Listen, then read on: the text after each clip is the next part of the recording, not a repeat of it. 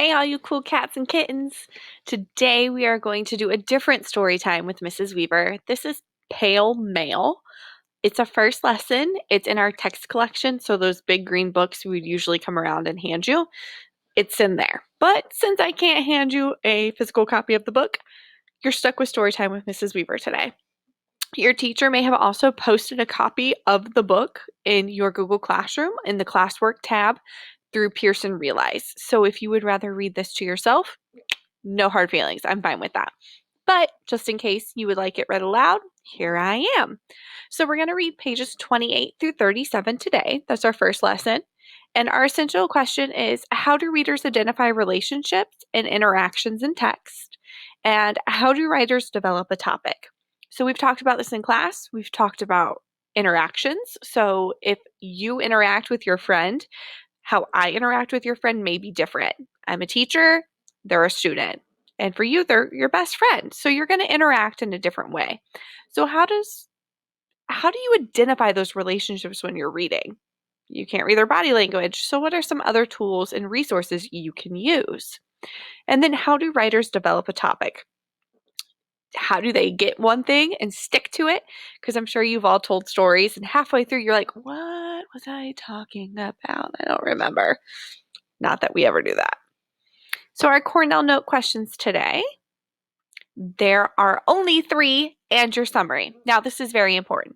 If you are one of my kiddos who are watching this video and you are not going to go to Google Classroom and you are not going to type it into the Cornell Notes, that is fine. You may do a sheet of notebook paper. You can do it in your interactive notebook, but you need to make sure your teacher gets that work somehow.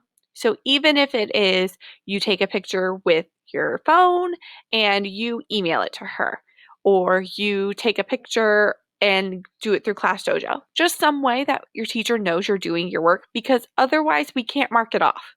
I can't come to your house. I can't see your work, so you're going to have to help me out here some. So our Cornell Notes today, 3 questions. Number 1, when does Pale Mail stop in New York City, and why does he stop there? I don't know. Number 2, what words or phrases does the author use to describe Pale Mail on page 30? So I'm going to make a note on page 30. I need to stop and answer Cornell Note number 2. So I have my handy dandy postie. So you need to stop as a reader too and see what words are used. Number 3, how does the description of Pale Mail help emphasize how he was different from other hawks? And last but not least, the summary. Some of you guys are skipping the summary. You don't do that in class, so don't do it now. All right, so let's go ahead and we're going to get busy reading. Pale Mail, Citizen Hawk of New York City. One crisp autumn day in 1991, a red-tailed hawk flew across the Hudson River from New Jersey. He flew over smokestacks, skyscrapers, and like traffic, to a rectangular oasis smack in the city of New York City. The hawk soared above Central Park.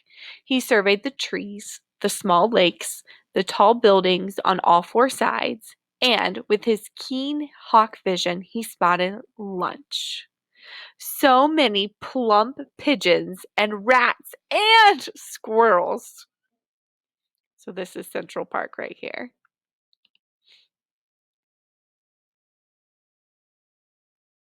Red-tailed hawks often stop for a few days and sometimes spend the winter in Central Park, but they are shy birds and eventually fly away to quiet farmlands or wooded mountains. This bird was different. He liked what he saw and he stayed. Bird watchers in Central Park liked what they saw too, a spectacular red-tailed hawk.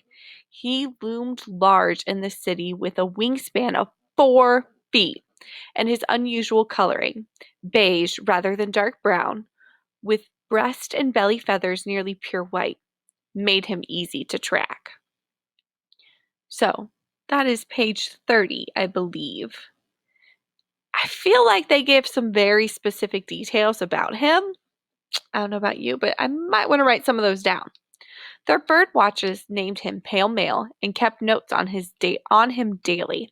Pale Male hung around the park the way a teenager hangs out at a mall. He dive-bombed tasty pigeons and rats at their litter-can snack bars. He chased after ducks and was spotted terrorizing squirrels, seemingly just for the fun of it. As red-tailed hawks go, he was a teenager. His brown tail feathers gave it away. These hawks don't get their distinctive reddish-brown tail feathers until they are mature, about 2 years old.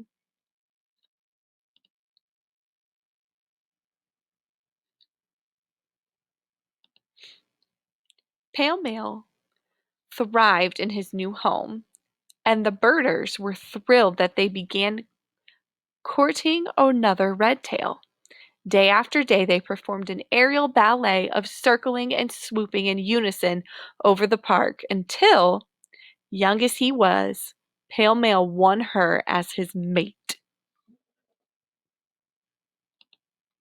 In March, the two hawks began building a nest in a tree near a baseball diamond on the Great Lawn.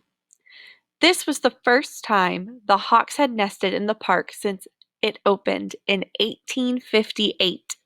But Pale Male and his mate were inexperienced builders. Their nest fell apart a month later. Undaunted, the two birds immediately began building another nest in a tree near East 70th Street. This time it was not poor construction, but location that did them in. The tree they chose had housed a crow's nest the year before. Crows are natural enemies of hawks, and the crows of Central Park responded with ferocity when they saw hawks nesting in their tree.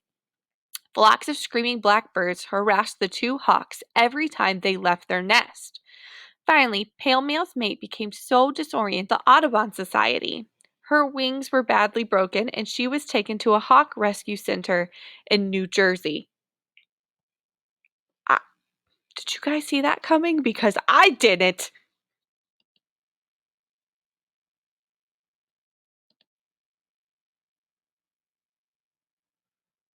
Gotta move myself over. Boop. Okay. The bird watchers wondered what would happen to Pale Male now. They waited and watched, and the following winter Pale Male, now sporting a flashy red tail, found a new mate. In March they began building a nest. This nest would be different. This time, Pale Male moved his residence to the ledge of a top floor window on 927 Fifth Avenue, one of New York City's most exclusive apartment buildings. Bird experts had never heard of a red-tailed hawk with its nest on a building in the center of a bustling city. Maybe Pale Male wasn't too smart. But soon they saw that this bird was actually very smart. Metal spikes had been embedded in the ledge above the window to keep pigeons away. But forcing sticks and branches between these spikes, the hawk had made a nest that could withstand hurricane winds. An ornate cornicone hanging over the ledge provided protection from the elements. The building was just across the street from some of Pale Male's favorite hunting grounds, and the view of the park from the 12th floor was spectacular. New Yorkers couldn't ask for a better address. Neither could Pale Male. All right, this is the end of our reading for today. So I'm going to bring up our Cornell Note questions for you, and I'm going to leave these up for the end of the video so that way you can pause it and it will be there to stay. I hope you have a wonderful day. If you have any questions, please feel free to contact your teacher or leave a comment below and I'll try and get to it as fast as I can. But remember, Mrs. Weaver is not a YouTuber. Not very familiar with this, but I'll give it my best. Hope you have a wonderful day. Stay safe. Stay home.